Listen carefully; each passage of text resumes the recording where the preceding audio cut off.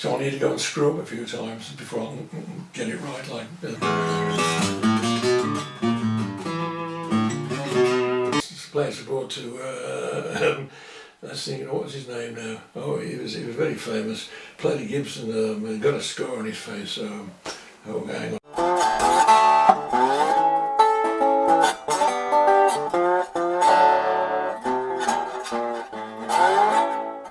Hello and welcome to Season 1, Episode 11 of the Blues Jam podcast. This week I've been chatting with Gerry Riley, who's been telling us all about getting back into music after taking some time out, played us some songs and drops the bombshell of who he supported on tour back in the day.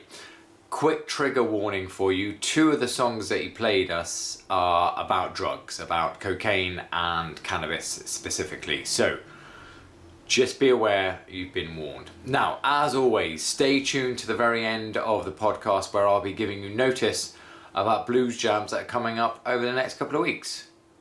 Enjoy. And we'll get started by me simply asking, could you please introduce yourself?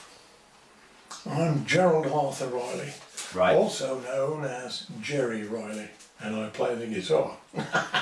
Indeed you do, yes. I can testify to that. Okay. And are you willing to give an age bracket or an age even? Oh, you're asking how old I am? Yes. Yeah, I'm 77. 77? I feel 87 sometimes, but I'm only 77.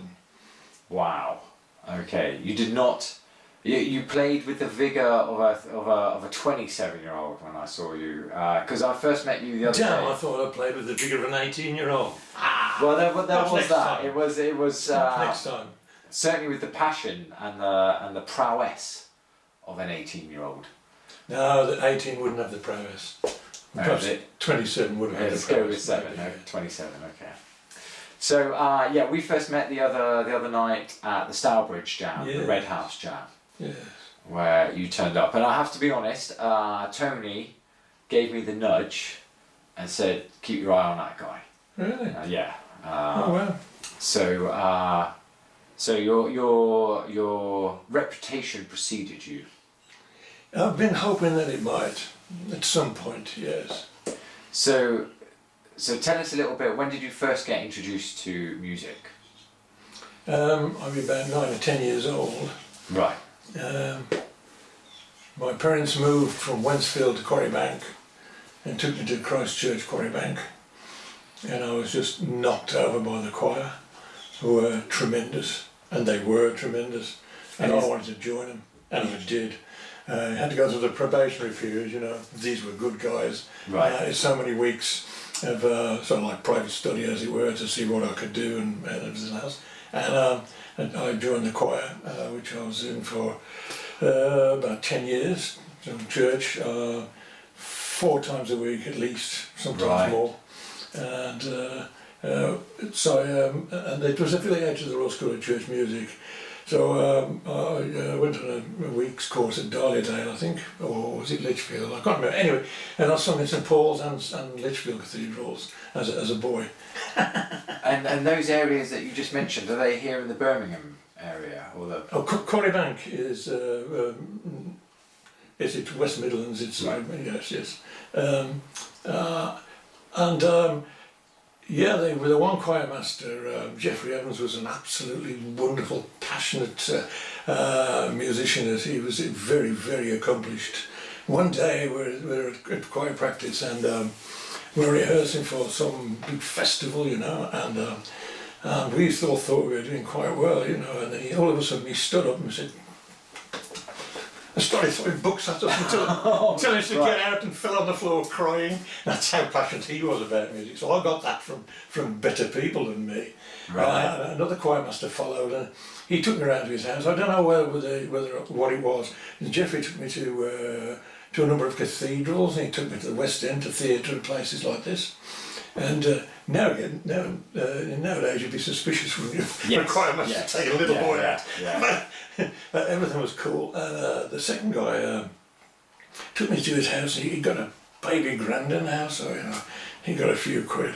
And he'd also got a tape recorder, which made it very affluent. Right. And on it he played me slave field hollers. I mean, they weren't slaves because in theory in 1930 or late 1920s, when the Lomaxes went out with tape recorders, because there was no musical tradition in America, so I think the American government gave the Lomaxes a tape recorder and said, go and tour the Americas and see if you can find a culture. We want a musical heritage, so how do we go about it? And the most powerful music I've ever heard in my life was a field holler. You get the one chap would the most famous field holler is Take This Hammer, isn't it really? Where the leader would sing Take This Hammer, and all the rest, all the hundreds of people in the field go whoa as they took in a hoe or whatever they did, you know, the routine of gardening, and it's absolutely chilling. This was. And it pulled me towards the blues, you know. What is all this, you know? And it began to surface, didn't it, with people like John Mayall and stuff. And yeah, I mean, I remember the first time I went to an obscenity in my mother's house, and I heard Robert Johnson and it was preaching blues. I was like, nobody can play guitar like that. It's not possible, you know. And there he was doing it, you know. And he's only a young man. Yeah. And eventually I got a guitar out of my first week's wages, which was a 5 guineas made from orange boxes in Russia, I think it was. And just tore into that like a maniac. So how old were you when you got your first guitar then? 18. 18. Very late. Right, yes, a little bit late compared to some of the stories I've been picking up so far from other guests. And what was that like? Did you get lessons straight away, or I had one. You had one lesson. All this, and you've only had one lesson. Yes. Right. No, I had 2 lessons because I had another one was about a 40-something. Right. From Rick Sanford, who was just got to work with him, and he's just a great player. Made me look stupid. He's such a wonderful man. Okay. And I went to him for inspiration and guidance, and got it. And it was work harder. He gave me the kick up the bum that I needed, you know. So for those who don't know, including me, to be honest, Rich Sanford, who's he? Rick Sanford. Rick Sanford. He's yeah. That's well, I've been in a number of groups. The first one was Izzy the Push. The second was Hamburger Mary, where we were going to conquer the world. You know, we're all crazed and stoned as well. And we were on the road with 5 tons of gear. We never made any money. There were more road crew than bands. It was a crazy time in the 1970s. And Tange, my old mate, quit. And we were playing a regular do in Birmingham on Wednesday night, I think, at the railway. And I went on as a trio, and I wasn't a good enough guitar player to pull that one off at that time. And this guy turned up, Rick Sanford. Yeah. And he turned up with all the best gear as well. So he's just a wonderful player, wonderful player. Yeah, but and me and Tange, that was something else, because we started that, and then my parents threw me out of home. We went on the road together. We were going to go to Bristol and get work on the docks. But 2 guitars, and we waited on the motorway island of Bromsgrove. To go south, you know, stuck the thumbs out. Oh, ages and ages before somebody stopped. And one guy stopped, and he said, I said, where are you going? He said, London. Looked at me and said, that'll do. Right. So, and we played on the streets, and sometimes in bars, and slept under hedgerows and in derelict houses and things for quite a while. And we took right across to Bristol before we made our way back, because Tange had a home to go to. And I lived in a derelict house in Kings Winford for a while. Right, okay. So is this sort of early 20s? Yes, around that sort of age? 20, yeah. Like you say, young, dumb and full of vigour and ready to go. Yeah, okay. Just a whole head full of ambition. I'll skip a few things, and then I found myself living in John Ogden's house in Wolverhampton.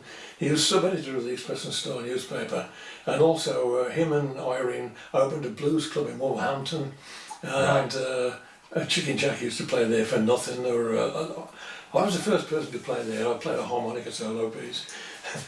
They never asked me back again. Yeah. That's how good you were at harmonica. There was quite a wonderful time. Then Irene bought me a guitar. I don't know what happened to mine on the road. I've no idea what happened to it at all. And she bought me another one, so I taught into that for a while. And then I bumped into Pauline Margaret Riley, who I married, and she got my feet nailed to the floor a bit, you know what I mean? Yeah. And so I got responsible in a job and things like that. But I couldn't stop the music. It's when it's in, it's got to come out, hasn't it? Yeah, right, yeah.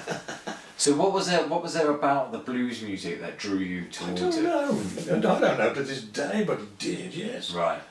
Yeah. There's just something that pulls you towards it. Yeah.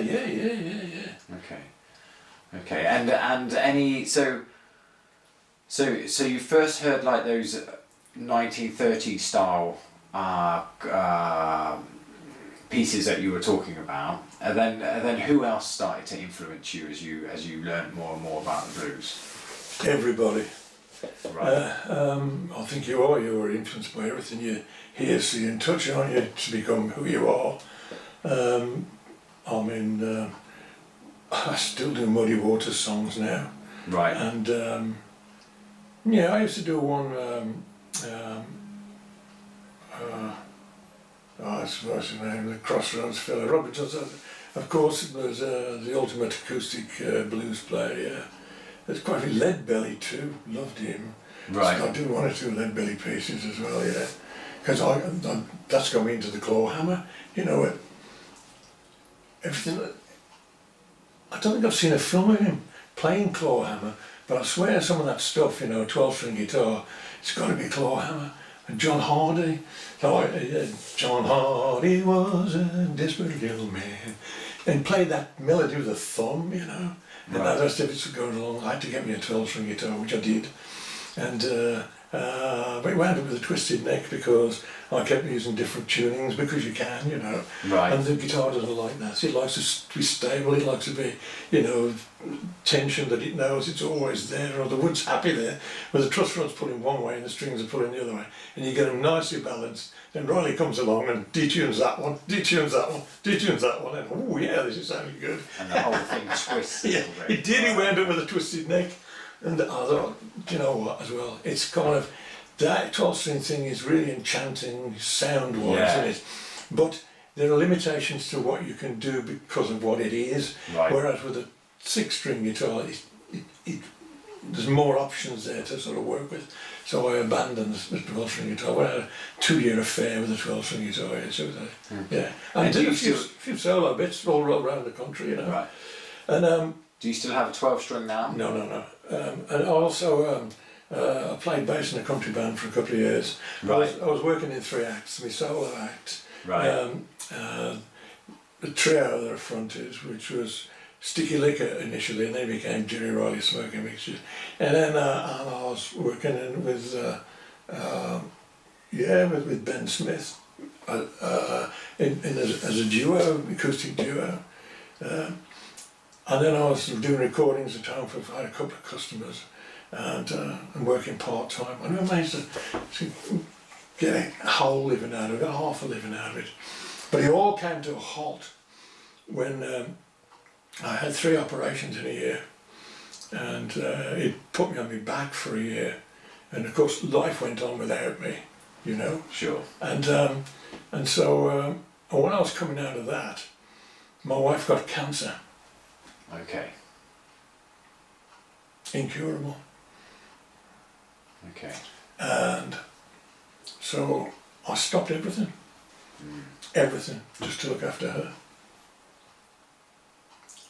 In 14 years, because she survived for 14 years, I went out 5 times on a night. They're all with Ben Smith, Right. playing acoustic guitar. I'd be frills and trills, and he was laying it down, you know. Okay. But before she died, my wife said, "Don't give up on your music." And I said, "Well, Pauline," I said, "to get back into it, I've got to go out 3 nights a week to whatever, where you can walk in with a guitar and play. And to get the sort of, the whole thing in my head so that I could work with it, you know, people out there that either I'm going to have them or they're going to have me. So I've got to get that one sorted. And I also have the repertoire and the confidence, you know. So I need to go and screw up a few times before I can get it right, like a learning curve. And then I had this idea that all I got to do really is just make a couple of calls, and my old friends would come round. No, they were all doing different things. They're locked into, and I'm very pleased for them. You know what I mean? But getting a regular drummer and a bass player, it's just been a nightmare. Right. Okay. Because all the good guys are doing stuff, and also, it's nice to have the blues jams, nice to have the jams, but it's indicative of a I'm afraid, a sickness. Explain a little bit about that. What do you mean? Okay. Well, the number of venues that have closed around here is just staggering. Right. So the opportunities for musicians to go out and earn money, competing against these stupid karaoke bloody things, you know, where people seem to back in tracks. Right. And that's a cancer. I mean, I think they ought to be banned. You know what I mean? Right. Like you can set up with like your computer with all your backing tracks and get a microphone and sing to them. They don't even have to have a music license or a PRS license at all. You know, Right. It's crazy. Yeah, if you have more than the same two people doing something live in a pub, you've got to have a music license. So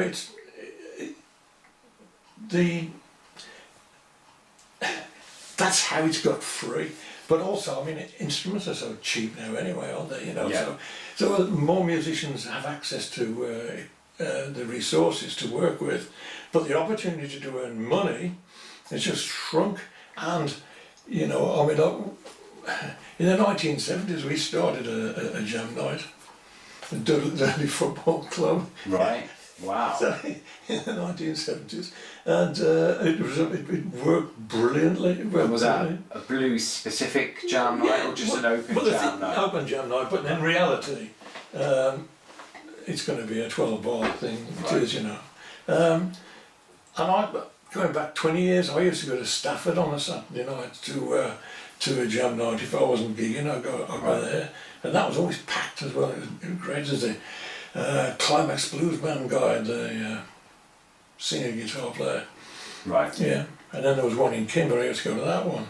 So I never stopped until I had 2 hernias and a prostate surgery. And the prostate surgery was a nightmare. It took years to sort out. I'm now on drugs to keep me under control, but I was 6 months on my back waiting for a hernia operation. Couldn't move. So all those things in the death of my poor lady, and she said, don't give up on your music. So I've been trying to honour her memory and go out there and do. I don't care if I lose the money. I ain't bothered about the money. I don't care at all. Just I want to go and shine. I want, you know, some people who know me will say, that Riley's a right bastard he was. And then somebody will say, yeah, he was, but did you hear him play so? Or here's some CDs, have a listen to these, oh boy, because they're good. So you've recorded albums and CDs, yes. Have you? Yeah, well, I mean, I had one published in London. It was, I can't remember the run, 1,000, 2,000, they've all gone, called Burying Ghosts. There may be some about, and I should have run you a copy off, because I've got some stuff on the computer, and I haven't. Well, I've got a couple of CDs I can give you.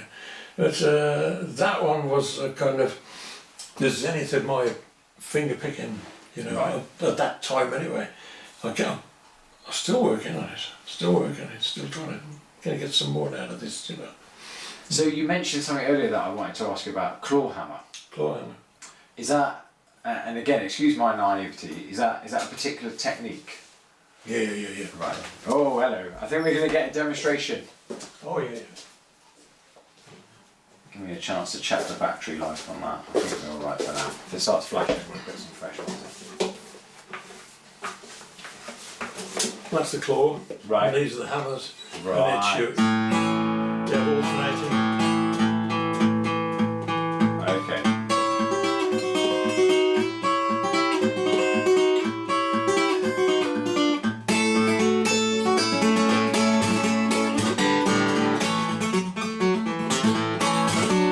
Take this hammer. Yeah,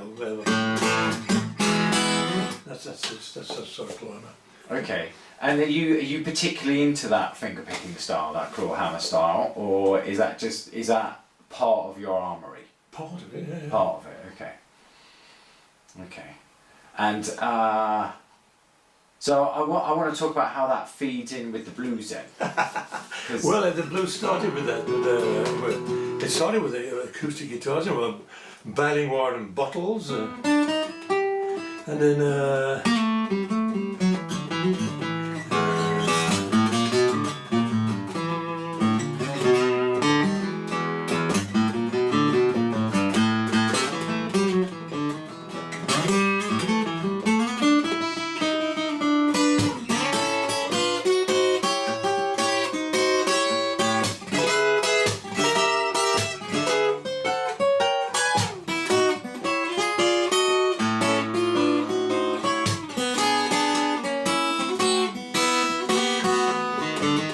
Midnight's an awful hour. Why does it come so soon? Midnight's an awful hour. Why does it come so soon? It never brings me happiness, no. It always leaves me filled with gloom. The clock is striking 12. Somebody's got to go. The clock is striking 12. Somebody's got to go. In the way that I will miss you, I guess that you will never know. When it's 12 o'clock in Memphis, it's 1 o'clock in San Antonio. 12 o'clock in Memphis, it's 1 o'clock in San Antonio. When it's midnight in Georgia, I feel so old.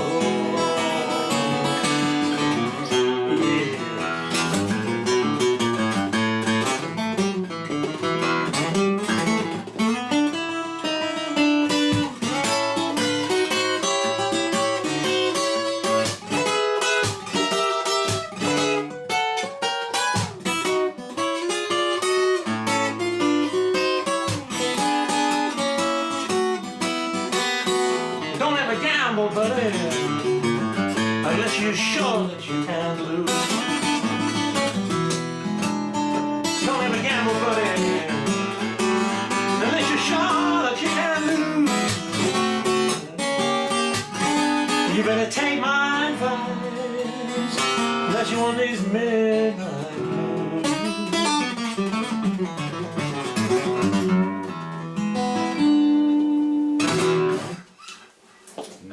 So it's a mix of claw hammer and other things. There's lots of things going on. Yeah, are you willing the blues, acoustic blues? That's it, isn't it? You know, it's acoustic guitar. I think is a wondrous vehicle for the blues. It is right. Yes. Yeah. Well, there's stories about just before he died, Robert Johnson was introduced to electric guitars. Was he? But he said, I can't make that sing the same way that I can make my acoustic guitar sing. He didn't live long enough to change his mind, did he? No. No, he didn't. Are you? Can I talk about that? Can I ask you about that song on a technical level? What's your music theory like, and what's your music understanding like?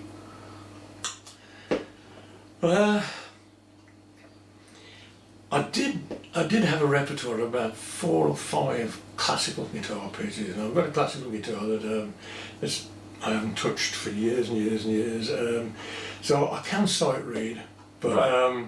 slowly. Well, it's more to do with. So what key was it? I think I know what key that was in, but I don't want to say it in case I was wrong.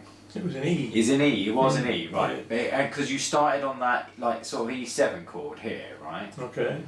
And then, were you purposely playing licks in the major or the minor to start off with? Neither.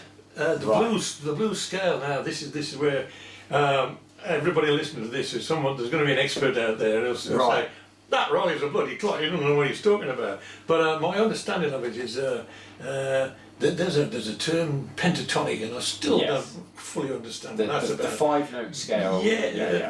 But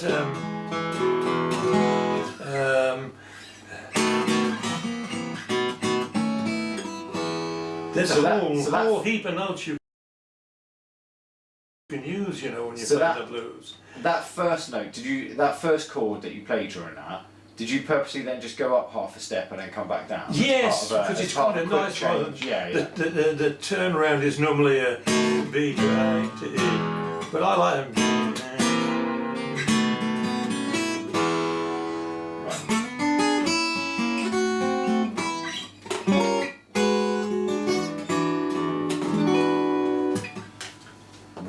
Okay, and so how would you describe those chords that you just ended on? Ninths. Ninths, yes. Right, thank you. Because okay, so my understanding, and please correct me if I'm wrong, obviously we're working on the first, fourth and fifth chords out of the key. The E, F, G, A and B. E, A and B. That's right, yes. Right. But then those you finished on at the end there to give it the end of the song. You're saying they're the ninth. In that time, that was ninth. The previous time as I ended the song before, on the seventh. Right. Putting the seventh in just at the end. On the B string now on the third fret. Right. Okay. Yeah. Okay. Because this is where sort of some of my learning's going on at the moment. Because yes, I'm aware of the pentatonic. I'm aware of like the flattened fifth note that's added to that pentatonic scale. So you end up with a 6-note scale, which is allegedly the blues note, which seems applicable in some areas. Sometimes maybe the first chord, maybe not so much the fourth chord. The other thing about the blues was that we had a pop chart, didn't we? We had Radio 1, and you know, I think we were still living in the world of Max Bygraves being a hit maker at the time, you know. Yeah. So this, and there might be an occasional good song come through, but it was a really awful time for music in England anyway in the 1950s. It was awful. There was no reality there at all, you know. I think we missed Vera Lynn terribly, right. You know. Well, we're sort of talking post-war, aren't we? We're talking about like a whole nation trying to rebuild itself. But the blues was singing about things that people understand, like there ain't a man born didn't have woman trouble.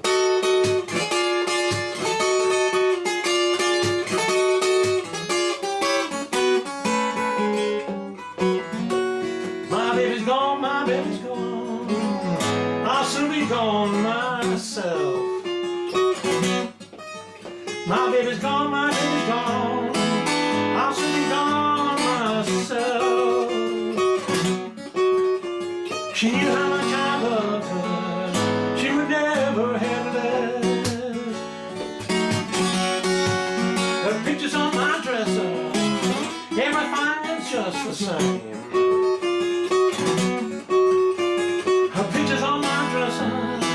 Everything is just the same.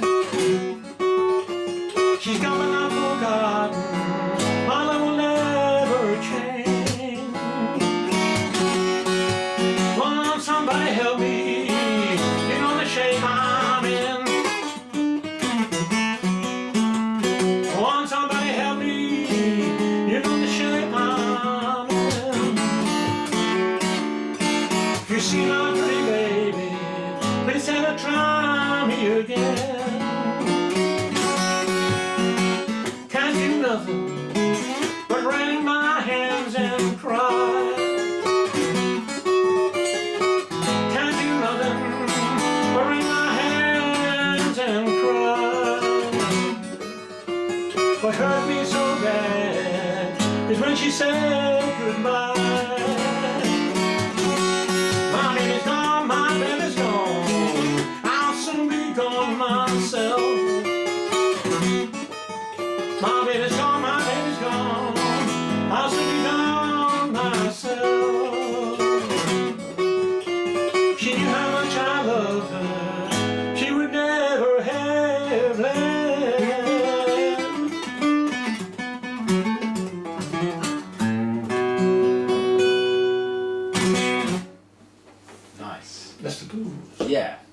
And when you're learning songs like that, do you learn by ear, or do you have to look them up or get the tab or get the music for it?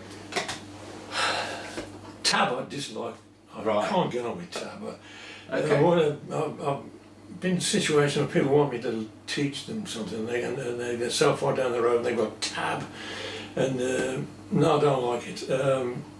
The stave, however, you know, the bass and treble clefs, I can work with slowly. Right. But yeah, by ear, by listening, by watching, by absorbing everything that comes in, you know. Right. I pinch things from everywhere, you know, Right. and stick it together and become me. Nice. Nice. Yeah, but the blues, yeah, those words, those lyrics, Yes. they ain't going to be found nowhere else but in no. the blues. And you're right. They are topics that are universal Absolutely. to anybody who's ever been in a relationship. Doesn't matter, man or woman or whoever it's with. Everybody's experienced rejection. Everyone's experienced being with somebody and then they're not for some reason. Is that right? I thought it was just me. It feels like it sometimes, doesn't it? Yeah. It does. And the other one is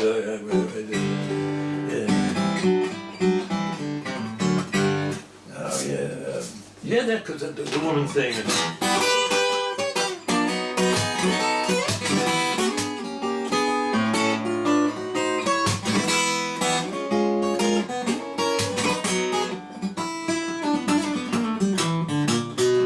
You're dissatisfied, little baby, 'cause you're tired of me.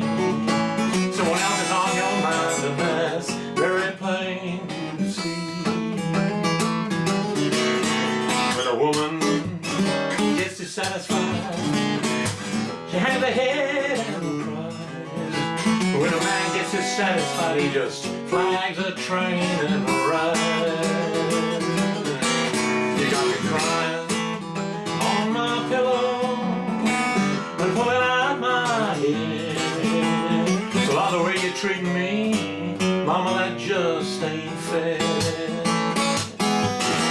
Well, I can't sleep or drinking, just can't laugh or cry. You can read my letters, but you sure can't read my mind. Sometimes who gets on me, rocks me all night long. I get so disgusted that I'd rather be dead and gone. I'm dissatisfied.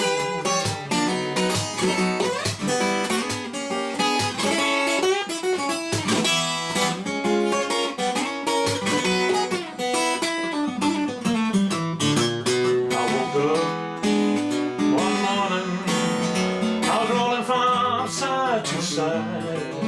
I was not sick, but I was just as satisfied.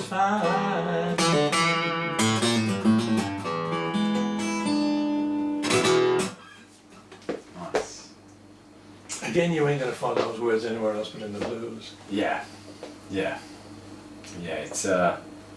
It's a music about feeling, isn't it? It's a music about experience. Yeah.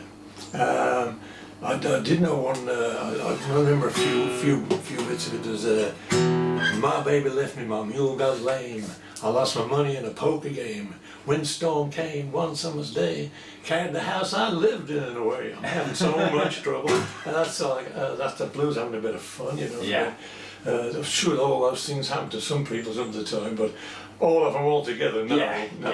Yeah. And then I'm also interested in that because it has been mentioned before, and we'll probably keep mentioning it. That lineage, and I know that, or it would appear that you have an interest in people like Hendrix. I mean, you played Voodoo Child. I was trying to think of something that this drummer could play. And Is that what it was? Wouldn't lose. I just. Right. Yeah, I know, because it's not. Yeah, that's not even all that challenging on the. Well, I don't know. I don't play drums, but it's such an iconic song that people would probably know how to get. I mean, the bass player didn't seem to skip a beat. He just was straight with you. The guy's a genius. That's why. Right. Okay. You know the bass. He's a great player. Yeah. Right. Okay. But that was quite.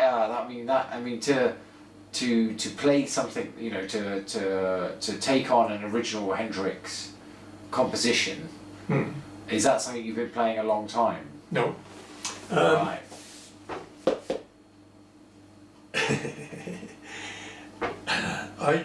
I'm 77, right. I've done a whole lot of learning and I'm still learning. One thing I'm not going to do consciously is stand up and make a fool of myself. I'm going to know what I'm going to do. Right. I know that I'm going to do it well. Right. Or the guitar won't come out of its case. Okay. I won't even go there. Right. If I'd known there's going to be a drummer, I wouldn't have gone. Right. Well, there wasn't, unfortunately, until The other guy was great. Yeah. I've seen him before. I've been to one blues jam in modern times, just once, and he was there at Briley Hill, or Quarrybank, and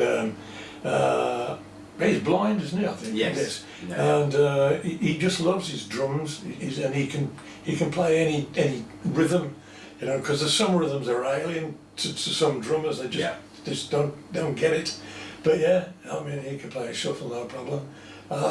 You know, there's things I wanted to do,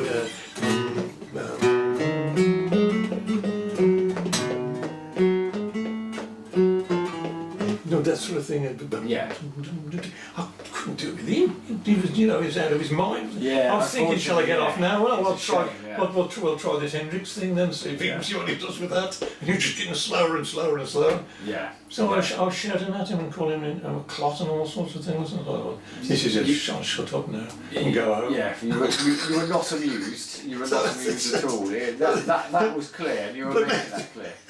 But Blues jams can be fabulous. They can be wonderful. Yeah. Yeah, it can be. Well, they can be the other thing. Yeah, they can be. Yeah, obviously. they can fall apart a little bit. But you're right. Rich was a great drummer before that, and That's right. he'd been on. And I was looking forward to it. Yes. I was. Yes. And I loved it. You were playing like a bit of an intro, then all of a sudden you came into that really famous riff, and I was like, wow, okay, right, let's see what he does here. And yeah, I mean, it was your guitar playing was fine. Yes. And the bass player was fine. Yeah. And when you were playing that, I mean, there was a lot of things going on. Yes. I don't mean the drummer messing around or not getting it right. I mean there was a lot of playing going on. Yes. Was that you sort of improvising around what you know the chord structure to be for Voodoo Child, or was it? Yes. When Sticky Liquor was alive and it morphed into a trio, we got a set together, in actual fact, and it stayed that set for a good 12 months, I would say, because from the moment of getting on to getting off, I knew absolutely every single note I was going to play.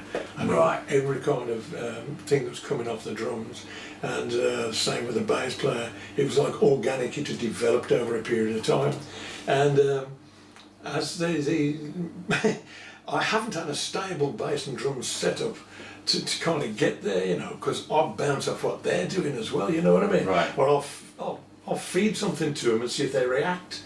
You know. So you've got a musical conversation going on between the three. Nice. Yeah. You know, something comes off the cymbals and I'll spark off that, and it does. It really develops. I was playing bass with Ben Smith in New Delhi Freight Train, and I was fairly new, about 6 months old, I think, and we were playing this joint, and a couple of hundred people there, 200 or 300 people there on this stage, and the previous week we'd had a rehearsal, and Ben and guitar player Jim, great guitar player, they were very dogmatic about how the piece should be performed, even down to the drum figure. Right. And I wouldn't have dreamt of telling Dean how to play his drums, you know, but these guys did that. And we got this sort of like structure for everything. And on the night we're playing, let's say only a few days later, Ben was singing this song, you know, up front, and I kind of heard a kick. Do you know what I mean? Like, you can't tap your foot unless there's syncopation. So there has to be syncopation. If everybody's just hitting the fours, it's no good, you know. So I kind of threw one at Dean, you know, I'm playing bass and I threw him an offbeat thing and he hooked onto it. And then we're down another verse and he throws one at me, so I've hooked onto that as well. And about 3 or 4 syncopated items sank their way into the tune. Right. And Ben Smith was, he was standing there up front like singing this song, and he turned round and with his mouth wide open, he didn't realise what a bloody good rhythm section he'd got. Right. But, just leave us alone, Ben, we know how to do this. Okay, nice. So yeah, so that musical sense has grown over years of playing with people and a certain amount of improvising. It sounds like it, or some element of, like you say, like getting involved in a musical conversation with the other players. Yeah, Right. That's right. Yeah. Okay, and then seeing what develops and grows organically from that. Yes. Okay. Do you do a lot of improvising? I hope not. Right. Because that means I don't know what I'm going to do, and it probably starts off that way, but then it gets honed towards, I know that phrase works there, that phrase works there, Right. and so on and so forth, and I know what the drummer and bassist are going to do in connection with me, yeah. Because I want them to shine as well, you know what I mean? Right. So we have a structure, but within that structure, I don't want to tell them, you know, it's got to be this way, that way, or the other way. Apart from perhaps intros and outros, we work an intro out, and we work an outro out, and we stick to it like glue, unless something else comes along, you know, another idea. But those are the only things that are dictated to the structure and intros and outros. Yeah, the rest of it sort of grows of its own accord. Hopefully in rehearsal, then you go and take it out to people. That's what. Then you find out if you got it right or not. Right. Okay. That's your opportunity to find out. Yeah. Where it's worked. So that's what I've been doing for the last couple of years as a soloist. Right. Because of 14 years as a carer. Right. Yeah. And I did my hour at least a day, every day, if not more, during those 14 years. But you lose the stage feel. You know what I mean? Yeah. That sort of thing. And also, I could be over the moon about a piece of music and then go and take it to people and they go, no. So I had to go through all that stuff again, you know, to get to where I'm fairly confident about what I'm doing, that I could go and kill 2,000 people if I sit me on a stage right now. I could do it. Right. Because you're back in that. You're back in that place of being confident on the stage, confident with your instrument. Yeah. Okay. Nice. Do you have plans to go and do that? Do you have plans to go and perform? No. This is the madness, you see. Because I'm 77, there's a number of things wrong with my body. Right. And it doesn't work as well as it used to. And I'm not going to go into a detailed list. No. But travel may be a bit of a problem. But so I've got no ambitions whatsoever. And I don't want to work all the hours God sends anyway. You know, I'm retired. But I'd like to go and do a bit. And that's actually going to be impossible. What I thought might happen, because this trio together, but they were both doing other things. And when dates came up, they couldn't do them. So I've had drummers who dip and it just don't work. Just don't work. Right. So it's like, how can I get a bass player and drummer to work with me and say, well, I don't want to do a lot of work, because they probably will, and they want to travel. And what usually happens is you do good in this one place, and then it's somebody gets you to another place and another place and another place. So I'm kind of in a muddle, because trying to honour my wife's instruction, don't give up on your music. I'm trying to do that. Hang on to my sanity as well, because, you know, there's a load of crazies out there, and I've worked with a few, and I've been one myself. Right. You know, definitely, and they're going to be there. They're going to be there. Yeah. I feel another song coming on. Yeah, there is. Yeah. Go on then. I don't know, the comedy one, really.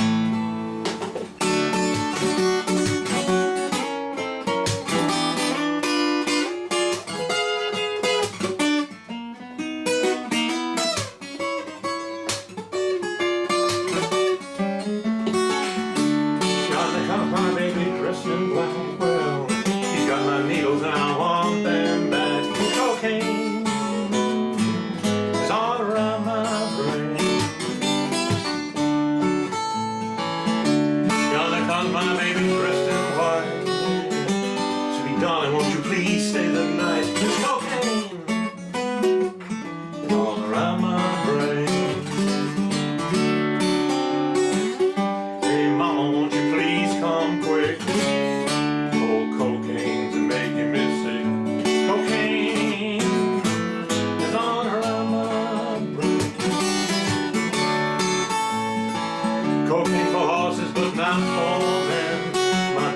it'll kill me, but he don't say when cocaine is all around my brain. Ashes to ashes and dust to dust. If the women don't kill you, then cocaine must. Cocaine is all around my brain.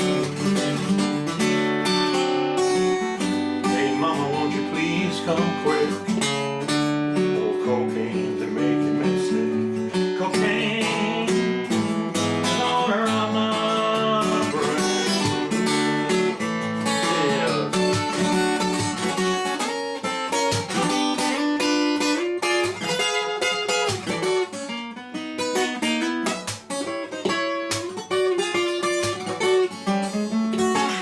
See that MP all dressed in blue?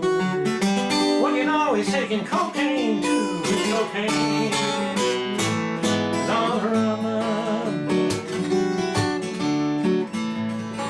Why's my baby all dressed in red? Sweet darling, won't you please come to bed? 'Cause cocaine is all around my brain. Hey mama, won't you please come quick? Oh, cocaine's making me sick. Cocaine is all around my brain. Yonder comes my baby dressed in black. Well, he got my needles and I want them back. Cocaine is all around my. Cocaine is all around my. Cocaine is all around my brain.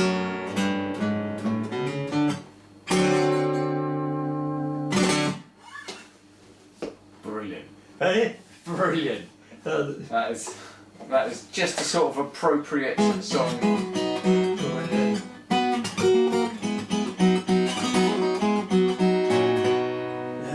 What's that one? Oh yeah.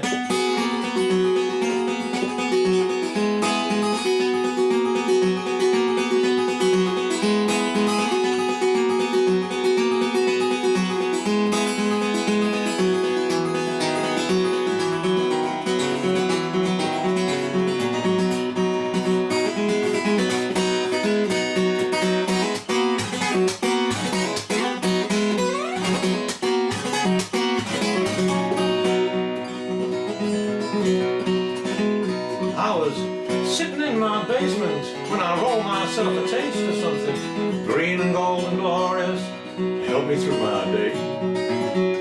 When a friend yelled through the transom, get your coat and get your hat, son. There's a nut down on the corner giving dollar bills away. So I laid around a bit, then I had another hit. I rolled myself a bone, I thought about my mama. I laid around, fooled around, kicked around a while, and I got stoned and I missed it. I got stoned and I missed it. I got stoned and it rolled right by. I got stoned and I missed it. I got stoned and I missed it. I got stoned. Oh well. It took 7 months of urging just to get that local virgin with a sweet face up to my place to fool around a bit. When next day she woke up rosy and she cuddled up so cozy, and she asked me how I liked it. Lord, it hurt me to admit that I was stoned and I missed it. I was stoned and I missed it. I was stoned and it rolled right by. I was stoned and I missed it. I was stoned and I missed it. I was stoned. Oh me, oh my. Yes.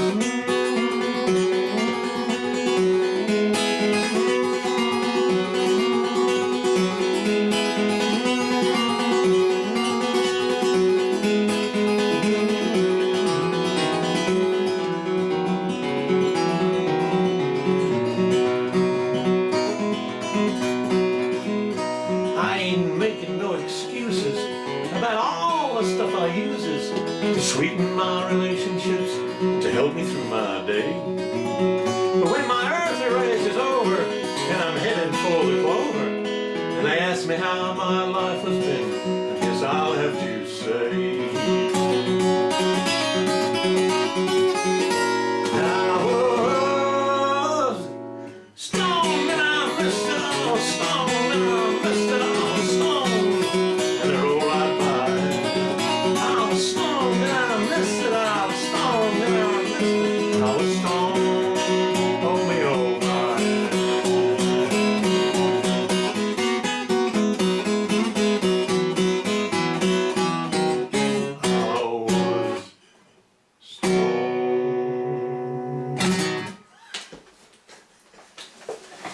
There's loads of crazy people out there. It would appear so, yes. I played bass in a band where the lead singer at the end of the night fell all over the drums. Yes. Brilliant. Well, I was just gonna ask as we start wrapping this up about some of your experiences out playing on the road, because you were talking about how you were sort of semi-pro. You had part-time jobs and you were out. Yeah. Were you out doing tours and gigging and recording, or mainly gigging? Never toured. Right. Okay. I never got to that level. Right. I obviously wasn't good enough, Apparently, yeah. All right. Right. No, I'm probably thick as a bloody Staffordshire blue brick about the business thing. Right. But you played plenty of gigs around the UK or mainly the Midlands area, or? Mainly the Midlands, yeah. Right. Okay. And what did you get out of those gigging experiences? Sometimes 30 quid. Right. Sometimes 120, and sometimes 200. Wow. That's the best nights. That's going back 20 years, So. Right. But also, what did you get out of it, like musically and in terms of the experience? It's very interesting because, well, it's a shame that the 70s thing came to a halt because I did play support to one or two people on tour. I had an agent in Cheltenham, and I got playing support to. Let's think, what was his name now? Oh, he was very famous. Played a Gibson and got a scar on his face. Hang on a sec. Worked in Thin Lizzy. Gary Moore, played with it, and played support to Johnny Thunder and the Heartbreakers. The oldest swinger in town, fella, him. I can't remember his name. I can't believe we're dropping in now, 52 minutes into it, that you played support to Gary Moore. Yeah. North East London Polytechnic, with when he was with John Heisman. John Heisman's Coliseum too, I played bass at the NEC a couple of times as well, as a sort of pick-up bassist, because the bass is like the Cinderella instrument, isn't it, so. And when I started recording, I got my own bass because I wanted to play all the instruments. I play keyboards as well, you see. Right. So, and then, it was a drunken lunchtime thing with Ben Smith. We were playing somewhere for just beer money. And I said, I fancy getting a band together. I said, do you, Ben? He said, yeah. I said, I've seen you stand up. I've seen you stand up with one or two bassists and drummers, and you've never been there with the right bass player. And I said, I know exactly how to do it for you. I could play bass for you, no problem at all. This would be a talk. Right. Because he'd seen me with my trio, so he said, do you think Dean would be up for it? I said, I don't know. Anyway, he phoned Dean up and said, yeah, I'll go for it. The next week we rehearsed and I hadn't even got an amp. So I went and picked up an amplifier. Well, I borrowed one that night, and he wound up with we blew through a few simple things, okay. And I had Ben come round my house and record all the material he was going to do, just with the guitar and things. So hours and hours of going through it, so I knew all his material inside out. And it's just stitching together with Dean was just a fabulous drummer, so it wasn't hard at all. And I had a lovely write-up in the Sturbridge News, and he said, always a delight to see Gerry playing bass, every note in exactly the right place. And I thought, that's my job, isn't it, Gerry? Say something, he could have written something outlandish like, he looked pretty ugly, or, They wrote something complimentary, that's nice. Nice. Well, Gerry, thank you very much for your time. This has been very enlightening. It sounds like you've had quite an experience of music over the last 50, 60, years. Yeah, about 150 years.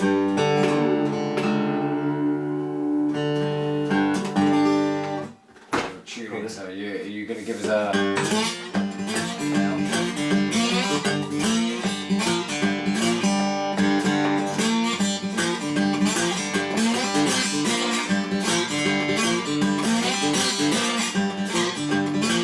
Well, I got the blues and I can be satisfied.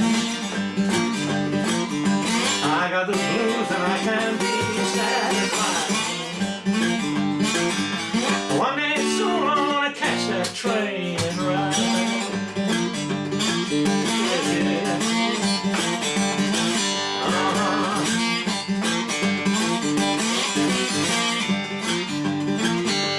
I get my baby a great big diamond ring. I bought my baby a great big diamond ring. Come back home and I called her shaking that thing.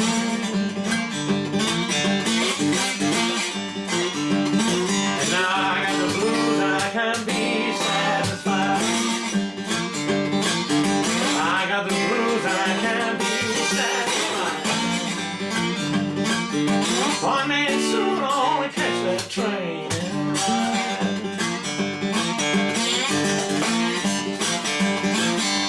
Whiskey straight's gonna drive my blues away.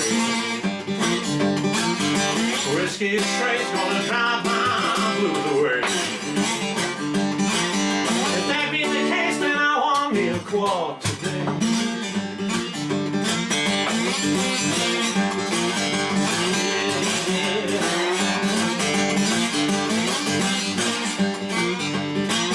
I got my gun and I broke that barrel down. I got my gun and I broke that barrel down. I put that joker 6 feet underground.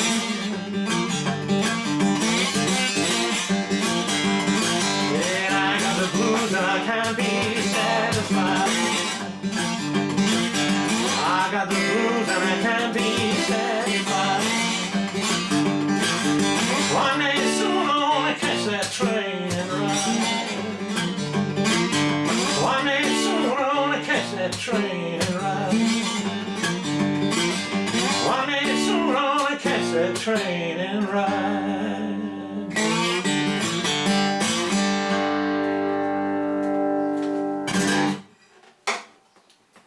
Gerry, thank you very much. Thank you for talking with me today. All right. Say goodbye to everybody. Ta-da, everybody. Well, I hope you enjoyed that as much as I did, and it was great to have some live music. Gerry is a walking encyclopedia of blues songs, so thank you very much for playing some for us, Gerry. Now, as always, some notices of blues jams coming up over the next couple of weeks. We'll start with the regular jams that are happening. So we've got Colin Staples Blues Jam at the Navigation Inn, Castle Lock, Nottingham. That's from 9 PM every Wednesday. We've got the Great British Blues Jam at the Temple of Arts and Music in London at 42 Newington Causeway. SE1 6DR is the postcode for that. It's every Saturday from 3:30 onwards. We've got the Blue Lamp in Aberdeen, that's at 121 Gallowgate. Postcode there is AB251BU, that's every Wednesday at 8 PM. And we've got the two backdoor jams, one at the Orchard Inn, Hanover Place, Harbourside, Bristol, BS16XT, from 8:30 onwards every Monday. And Damien, who does the backdoor jams, is also at the Queen of Cups. That's 10 to 12 North Lode Street, Glastonbury, BA6 9JJ, every Sunday from 5 PM onwards, 5 till 7 PM. And right, coming up, also staying in the sort of southwest area in Bristol, we got the Pigsty Hill Blues Jam at the Golden Lion on the last Thursday of each month from 9 PM onwards, 9 till 11. We have got the Cricketers at 34 Carlton Place, Southampton in Hampshire. That's SO152DX. That's every other Tuesday from 9 p.m. onwards, and according to my calculations that should be Tuesday the 23rd then. We got the monthly Blues Jam at Arnside Sailing Club at the Old Customs House at Promenade, Arnside, LA50HD, the last Sunday of each month, so it should be the 28th, from 4 p.m. till 7:30 p.m. We got the Blues Jam at Queensway, 105 to 111 Queensway, Bletchley in Milton Keynes. That's MK2 2DN. That's on Wednesday the 17th. From 7:30 onwards. Now, coming up on the 21st should have been the South Coast Blues Jam, but just in case you don't know, that's been cancelled for July. So if you're in the Worthing or South Coast area and you fancy going along to that one, unfortunately that's not happening this month, but they have put a notice up saying they will be back in August, so I'll give you notice for the one coming up in August. If, however, you are in the Gloucestershire area on Friday the 19th, you might want to make your way to the Friday Night Blues Jam at Under the Edge Arts in Wootton Under Edge. That's GL 127AF, ready for 7:30 start. And again, there's a lot happening in Bristol. Last Sunday of the month, the Terror Plains Blues Band Jam at the Cruising Club Boat. The last Sunday of the month, which is the 28th, so there's a little time for that one yet, but it's coming up, and that starts at 2 p.m. and goes on till 5 p.m. So a lot of jams happening over the next couple of weeks, the regular weekly ones and some other ones that I've just highlighted there, all the way from Southampton up to Aberdeen. So if you've enjoyed what you've heard on the show today, please subscribe. Please like where you've heard or watched it from, and share it out so that other people can enjoy it as well. Thank you very much, and I will see you all next week. Bye bye.